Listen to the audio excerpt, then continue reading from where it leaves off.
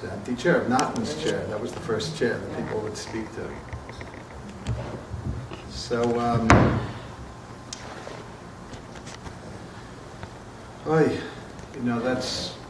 that's the kracht, that's the language of the unspoken word.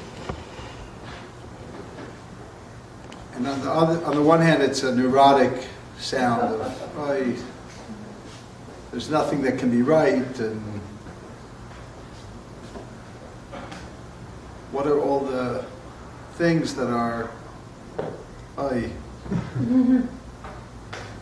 in your life, and I think Naftali, that it's a collective unconscious of Jews from all the sorrows, through the centuries. I sort of lets it out. So it's interesting. There was a Rabbi that said that the only time that we actually heard God speak collectively as a nation is the first two of the Asaras Hadibros, the Ten Commandments. But some people say that the only time we heard God speak was just the Anochi, just the first word, I am. And there are others who say that just the of the Anochi, just like Anoi. Think about it. It's like God's filling in the I. So when you say I,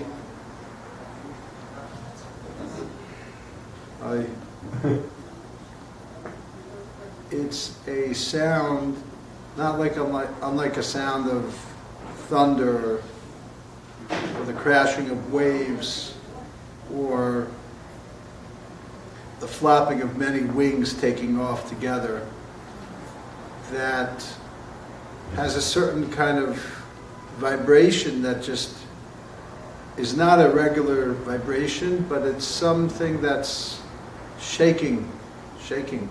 The call of the shofar, the sound of the shofar, that's just the child's cry,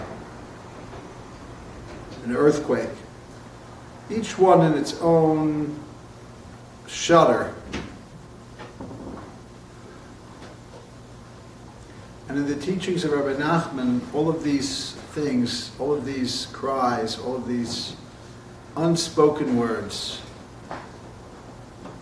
things that don't exactly have a verbal articulation, that's, for some reason, that's what interests Rabbi Nachman. For example, in Chabad, they're more interested with the letters.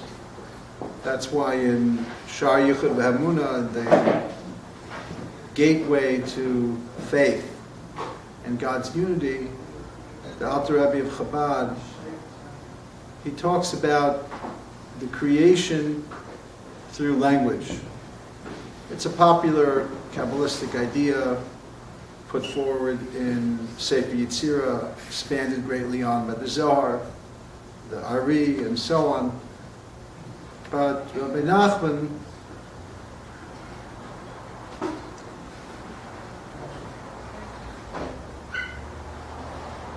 talks more about the sound of the song.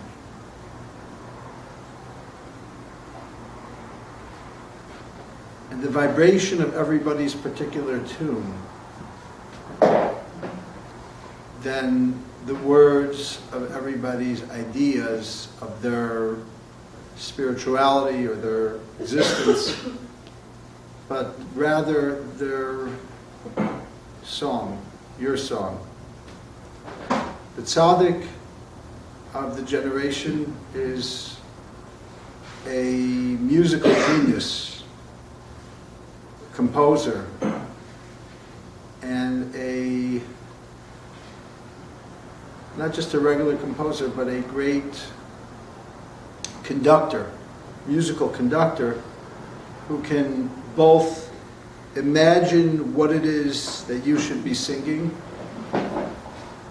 and also get you to bring out that song like a great conductor. And then create a symphony of sound of all of the individual sounds. And what's a sound? A sound is an oi.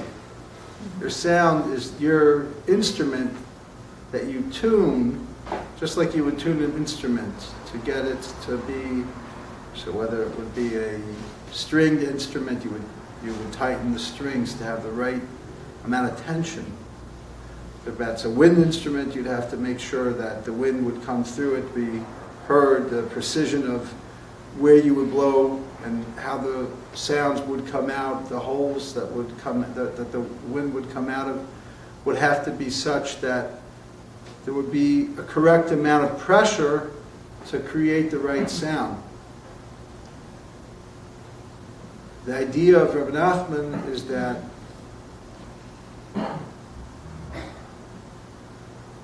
we each have a sound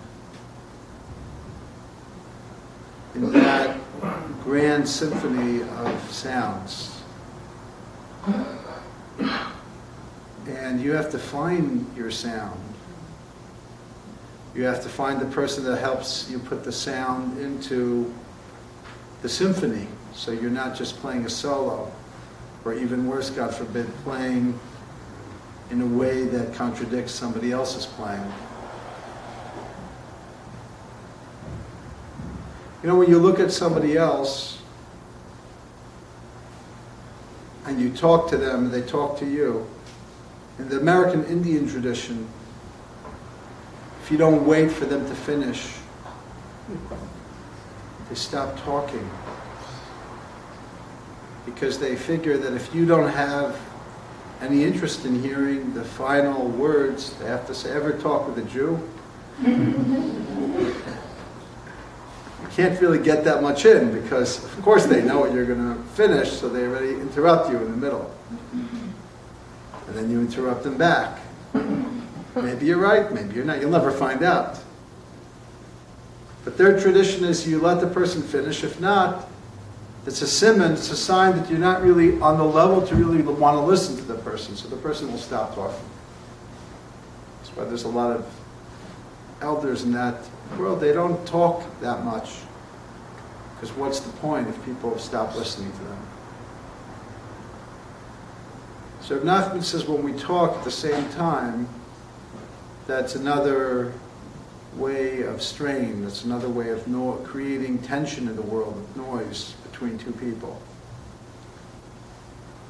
And the Rabbi explains that it's only when there's the eyes, there's the ears, there's the nose, there's the mouth, and each of them have a right and a left. Everything has a right and a left, pretty much. Everything that we can really talk about. Beyond that, maybe there are things that don't have a right and a left.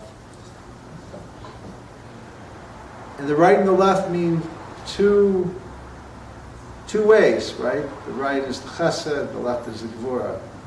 It's much deeper than that. Chesed, gvura is meaningless because it's like just another word that we don't know anymore what it means because it means so much. It's become, you can. There's the Star of David on the right side.